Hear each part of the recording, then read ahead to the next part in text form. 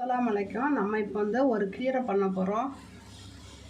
வெள்ளை பொன்னானி கீரை நமக்கு பொரியல் பண்ண போகிறோம். எண்ணெய் ஊற்றிட்டேன், கடுகு போட்டாச்சு, ஸ்பூன் ஜீரகம் போட்டுரும், 1/4 ஸ்பூனு, கொஞ்சம் கடலைப்பருப்பு.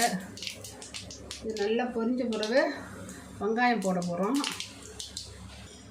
வெங்காயம் போடுறோம்.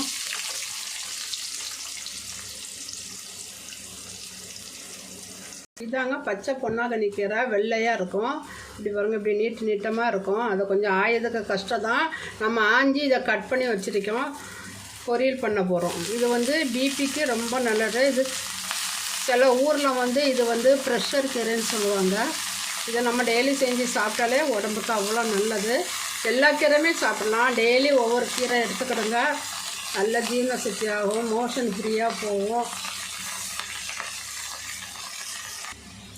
கீரையை வந்து மூடி வச்சு நம்ம வதக்கக்கூடாது. ஆனாலும் கீரை பாதி வாசி வதங்கின பிறகு உப்பு போடுங்க, இல்லாட்டா உப்பு ஜாஸ்தி ஆயிரும். கீரை வந்து நம்ம வதக்கும் போது ரொம்ப கம்மியாயிரும். 1/4 ஸ்பூன் உப்பு போட்டேன், 1/2 ஸ்பூன் மிளகாத்தூள் போட்டேன். ஏன்னா எனக்கு கரெக்டாக தெரியும், அதனால் போட்டேன். போட்டு பழகணுனால நீங்களும் பார்த்து போட்டுக்கிடுங்க.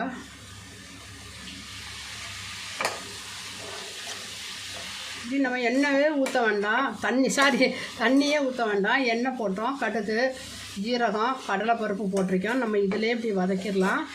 இதில் மஞ்சத்தூள், மிளகாத்தூள் போட்டோம். கீரைக்கு நிறைய பேர் மஞ்சத்தூள் போட மாட்டாங்க. மஞ்சத்தூள் போட்டால் நல்லதுங்க. நாங்களாம் சின்ன வயசுலேயே மஞ்சத்தூள் போட்டு தான் நாங்கள் செஞ்சு சாப்பிட்ருக்கோம். முக்கால்வாசி முருங்கைக்கீரை தான் நாங்கள் நிறைய சாப்பிட்ருக்கோம்.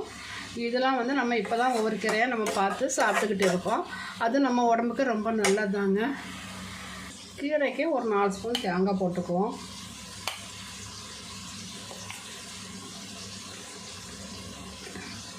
கீரை வெந்துருச்சு. பொன்னாங்கண்ணி கீரை ரெடி ஆயிடுச்சுங்க. எவ்வளோ சீக்கிரமாக எவ்வளோ இதாக பண்ணிட்டோம் பாருங்கள்.